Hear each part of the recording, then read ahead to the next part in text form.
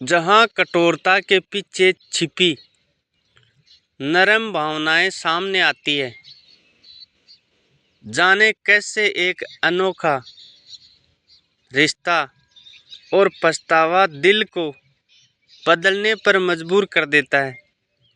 क्या सख्त रवैया हमारी असली भावनाओं को छुपा सकता है? पढ़े एक महिला की दिल छू लेने वाली कहानी, जाने कैसे एक अनदेखा रिश्ता और पछतावा दिल को बदलने पर मजबूर कर देता है। हमेशा से लोग मुझसे डरते आए हैं। मेरे स्वभाव में एक अनकहा रूखापन है जो शायद मेरी आदत बन गया है। गिने चुने दोस्त हैं और वो भी जब मुझसे बात करते हैं तो हर शब्द तोलकर। बचपन से ही यह आदत मेरे साथ है, स्कूल में, फिर कॉलेज में, और जब ऑफिस में भी यह सिलसिला जारी है। किसी लड़के की तो कभी हिम्मत ही नहीं हुई कि मुझसे बात कर ले। ऑफिस में तो बात और भी अलग है। यहाँ लोग मुझे खड़ूस मैडम जी कहकर बुलाते हैं। मैं जानती हूँ कि वे पीठ पीछे यही कहते हैं, पर मैंने कभी इसे दिल पर नहीं लिया। मुझे लगा चलो ठीक है, कम से कम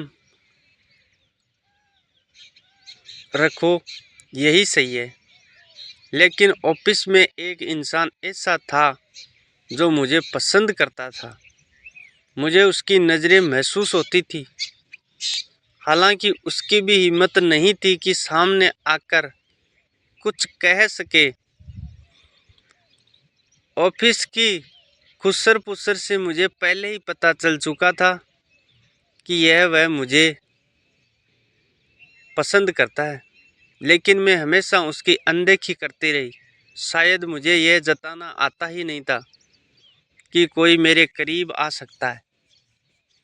फिर एक दिन उसने अपनी झिझक तोड़ने की कोशिश की। शायद उस दिन उसके अंदर का मर्द जाग गया। उस दिन मैं ऑफिस के कॉरिडोर में अकेली थी। वह अचानक मेरे सामने आकर खड़ा हो गया। मैंने उसे देखा और अपने उसी सख्त अंदाज में कहा, क्या है, बोलो ना। वह थोड़ा घबरा गया, हड़बड़ाते हुए बोला, नहीं, कुछ नहीं, बस कुछ काम था, भूल गया। मैंने उसे घूरते हुए कहा, कुछ ऐसा वैसा बोलने से पहले 10 बार सोचना समझे। वह बेबस सा वहाँ से चला गया। उसके बाद तो उसे मुझसे दूर से देखना भी छोड़ दिया। बेचारे की हिम्मत मैंने तोड़ दी। लेकिन यह पहली बार नहीं था जब मुझे लगा कि मैं ऐसी क्यों हूँ। क्यों हर बार कठोरता से मेरा पहला जवाब होता है?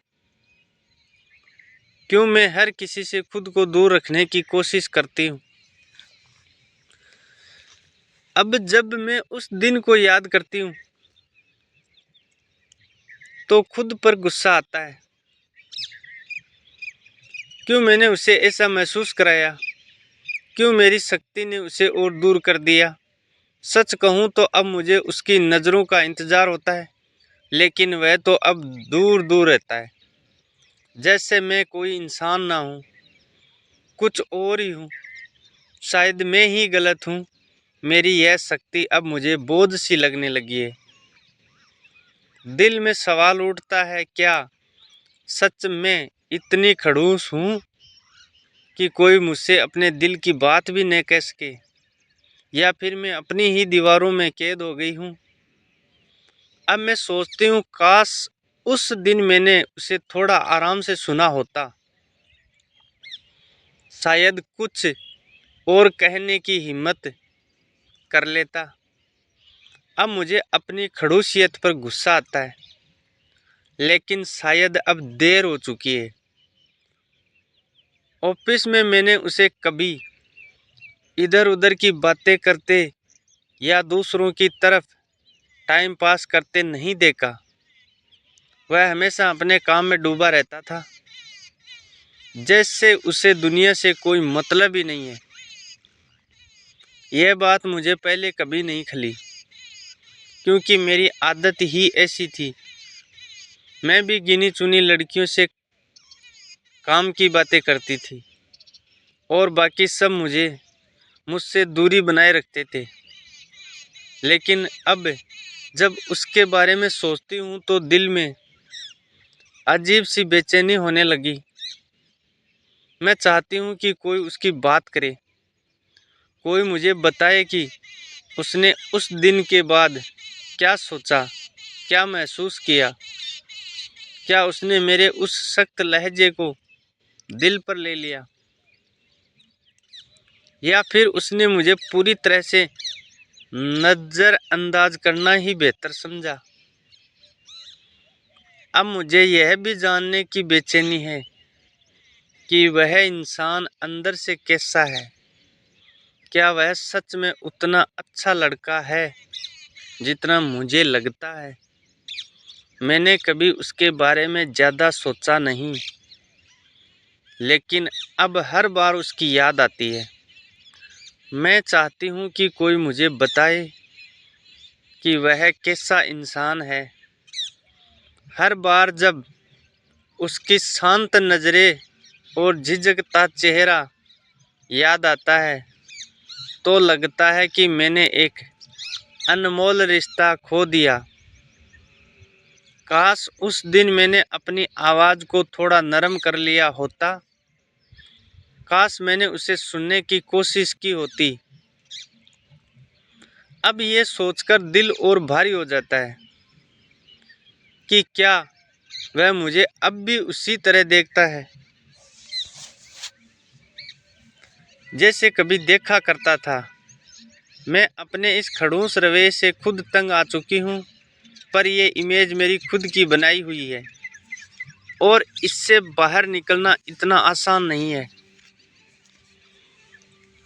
हर दिन जब मैं उसे देखती हूँ तो उसका चेहरा मेरे दिल को धक्का देता है। वो अब मुझसे नज़रें चुराते हुए गुजर जाता है।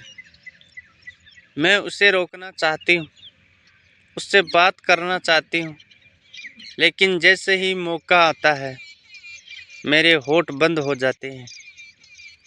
एक दिन मैंने तय किया कि अब और नहीं, मैं अपने घमंड और झिझक को किनारे रख दूंगी। मैंने उसे ऑफिस के कॉरिडोर में देखा। वो फाइलों में उलझा हुआ था। मैंने अपनी धड़कनें शांत की, खुद को साहस दिया और धीरे धीरे उसके पास जाकर मुस्कुराकर कहा, हाय। वो चौंक कर मुझे देखने लगा।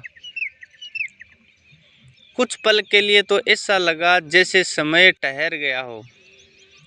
फिर उसके होठों पर एक हल्की मुस्कान आई।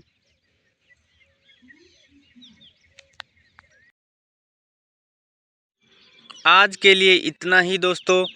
अगर हमारी स्टोरी आपको अच्छी लगे तो कमेंट शेयर फॉलो ज़रूर करें, क्योंकि मैं पशु पक्षियों के